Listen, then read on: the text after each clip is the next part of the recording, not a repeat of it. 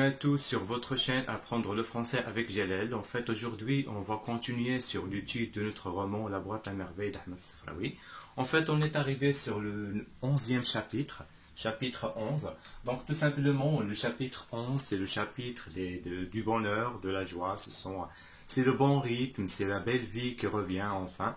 Donc, tout simplement, on va commencer, on va continuer sur la même structure et la même manière de voir les choses. Donc, tout simplement, les lieux. On va commencer toujours par les lieux, les personnages, et après, on va voir les idées principales. D'accord. Donc, pour les lieux d'Arsh Wafa, la maison de Lella Aïcha. D'accord. Donc, il y a deux lieux qui sont principaux. D'Arsh Wafa, la maison de la voyante, et la maison de Lella Aïcha. Lella Aïcha, c'est l'ami intime de Lella Zoubida, tout simplement. Sur les personnages, on va voir Sidi Mohamed, c'est le personnage toujours présent. Lella Zoubida, sa maman, Lella Aïcha, son ami intime, et les femmes du voisinage, les femmes du quartier, les voisines, soit de Darsh Wafa, soit d'autres maisons qui sont proches, et notamment une certaine Salama et une certaine Zohra.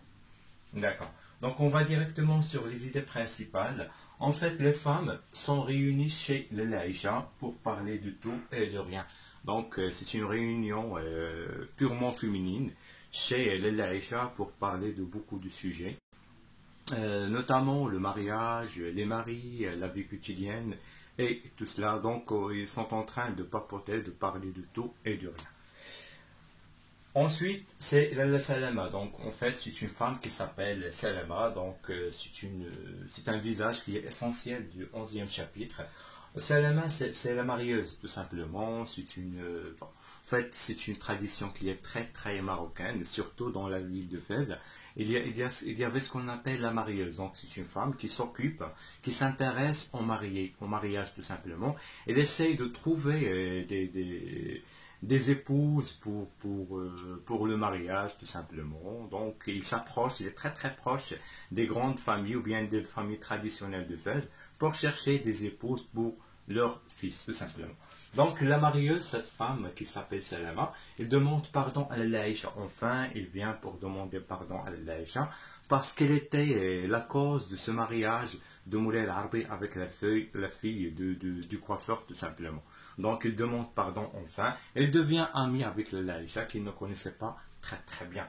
Donc, en même temps, il va annoncer le divorce de Moulay El-Arbi et de la fille du coiffeur. Donc, Moulay El-Arbi, il n'est plus marié avec avec la fille du coiffeur. Il revient à sa femme, à son foyer, à sa maison.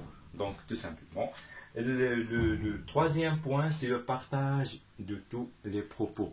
Donc, tout simplement, on peut sentir le partage qui est en train de réunir les voisines entre elles. Chacune a son opinion, toujours ce qu'elle a à dire entre les voisines. Donc, c'est un partage qui devient très, très intime et très, très amical entre les voisines, même s'ils étaient très, très loin. Par exemple, une certaine Zohor. Zohor, c'est une femme qui habite dans la maison à côté. Donc, à travers le mur, à travers la terrasse, elle vient se pencher pour dire son opinion, pour parler, pour s'exprimer, elle aussi. Donc, on revient toujours sur Sidi Mohamed, le personnage axial de l'histoire, Sidi Mohamed, le petit enfant de 6 ans. Donc, voilà, il est au milieu de ces événements, de ces propos, de cette discussion. Il a ses idées, il a son imagination, il est là, donc il est en train de faire ses propos à lui, ses idées à lui. Donc, il est dans ce propos-là, il essaye de réfléchir de sa manière, de voir, d'imaginer, de dessiner chaque visage de ces femmes, chaque manière de parler. Donc, il est en train de décrire tout simplement ce petit plan, cette petite image. Donc, en fin de la journée, il revient dans sa chambre, il revient à sa boîte à merveilles pour voir ses petits joujoux, ses petits jouets, et pour revenir son monde imaginaire, son monde solitaire avec sa boîte à merveilles. Il est tout seul, il est en train de faire des rapports entre la vie quotidienne, la vie de la réalité, et la vie de l'imagination qu'il a en tête, avec les histoires d'Abdallah l'épicier, avec les propos de son père, avec l'absence de son père. Donc, on va passer directement sur le deuxième chapitre et le dernier chapitre. Mes amis, restez avec moi. On va voir le deuxième chapitre très très rapidement. D'accord. Donc, je vous laisse pour vous revoir sur le chapitre numéro 2. Je vous remercie infiniment. Restez avec moi. Merci.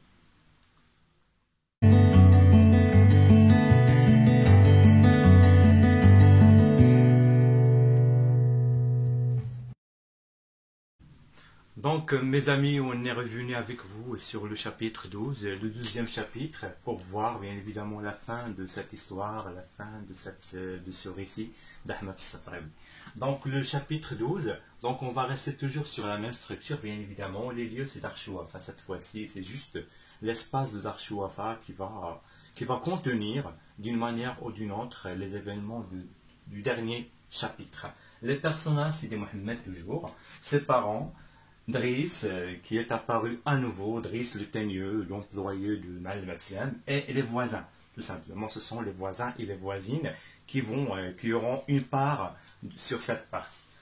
On va directement sur les idées principales. Donc, l'élément phare, l'événement phare, c'est le retour de Mal Mabslam et la joie de Sidi Mohammed.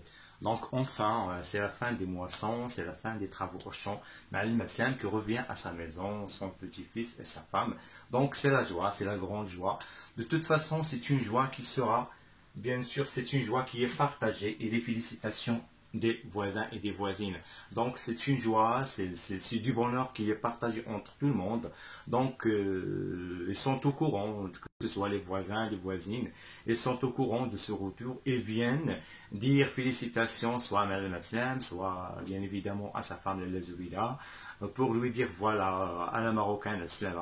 Donc ce sont les principes, ce sont les valeurs du partage, les valeurs de la chaleur, du voisinage, ce sont les principes bien évidemment des voisinages, du voisinage marocain à l'époque. Là, on parle tout simplement des années 20.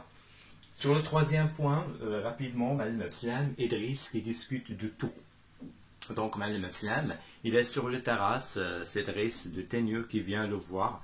Ils sont assis, ils sont en train de boire du thé, ils vont parler de tous les propos, que ce soit du souk, du commerce, que ce soit des voisins, que ce soit bien évidemment des événements qui ont eu lieu pendant l'absence de Malim Abslam, notamment le mariage et le divorce de Moulay Bahri.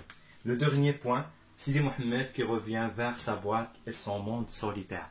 Donc voilà, donc après avoir il a vécu ces événements, ce retour, cette joie, ce bonheur dans la maison et dans le voisinage. Il a assisté à cette discussion entre son papa et son ami Driss le Teigneux. Il a pu comprendre des choses, des propos, mais le reste, il n'a pas pu comprendre, il n'a pas pu assimiler, bien évidemment. Ils ont discuté de beaucoup de sujets qu'il n'a pas pu assimiler. Bien évidemment, c'est un petit enfant de 6 ans. Enfin, il revient dans sa chambre avec sa boîte à merveille, son monde solitaire, sa manière d'imagination, sa manière de voir les choses. Donc, mes amis, j'espère qu'on a pu faire un petit tour, que ce soit sur les lieux, les personnages, et les événements qui sont phares, les événements qui sont intéressants sur l'histoire de Ahmed Safraoui, la boîte à merveille. J'espère qu'on a pu bien évidemment vous aider à comprendre les lignes principales de cette histoire, de ce conte qui appartient à la littérature franco-marocaine du XXe siècle. J'espère, mes amis, qu'on a pu bien évidemment résumer à la fin, qu'on a pu expliquer clairement bien évidemment les idées et les lignes de la boîte à merveille. دونك اصدقائي صديقاتي نتمنى نكونوا درنا واحد الشرح اللي هو دقيق ومبسط جدا جدا فيما يخص العناصر ديال هذه الروايه، الاماكن والشخوص والافكار الاساسيه. ما تنساوش الاشتراك في القناه ديالنا، تفعيل الجرس باش يوصلكم كل جديد. ان شاء الله par la suite on va voir les œuvres qui sont sur le programme soit de première année soit de deuxième année de bac. ان شاء الله غادي نشوفوا المؤلفات اللي هي في البرنامج الوطني سواء السنه الاولى او السنه الثانيه ديال الباك. تابعونا وبقاو معنا في القناه ديالنا وان شاء الله غادي نوصلوا النتيجه المبتغاه وهي نقاط جيده في الامتحانات ان شاء الله. Merci beaucoup et très très bonne journée. Au revoir mes amis.